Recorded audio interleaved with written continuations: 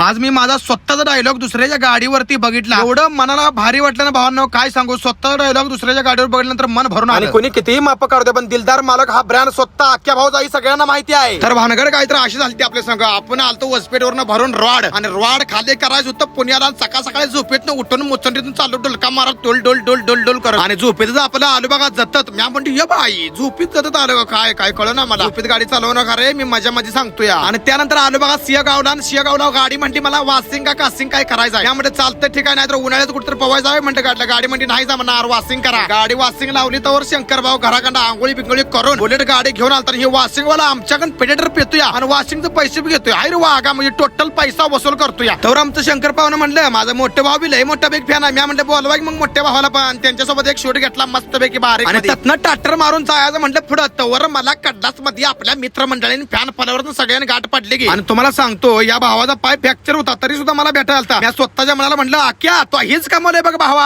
आणि त्यातनं आपल्या टाटर मारून निघलो तर सांगोल्याच्या बायपासला मला अशी गाडी दिसली. मनाला माझ्या प्राऊड फील झालं, कारण माझा डायलॉग त्या गाडीवर होता. अय भावा एक नंबर. सांगोला बायपासचा टर्न मारून येऊ टर्न घेऊन चाललोय जेवायला. आपण जेवायला कुठे जातो तुम्हाला फिक्स माहित आहे. Only one hotel Shivlochan Sangola bypass. आणि जेव्हा जेव्हा मला डायरेक्ट खाली करायचं असतं तेव्हा मी इथंच येऊन जेवतो. आणि तुम्ही एकदा इथं येऊन जेवून बघा मग मला सांगा बरं का. माझ्या संग दोन मैत्र माझं होतं जेवायला. त्यांना म्हणलं क्वालिटी कशी आहे जरा सांगा भावानो. आणखी बडिओ दुल्ला उडीव नुसती कोरड्यात भाकर टाकायची फरक मारायला. आणि सोय कशी केली मालकाने. एक नंबर काय विषय नाही. टोटल तुम्हाला व्हेज काय क्वालिटी सांगाय.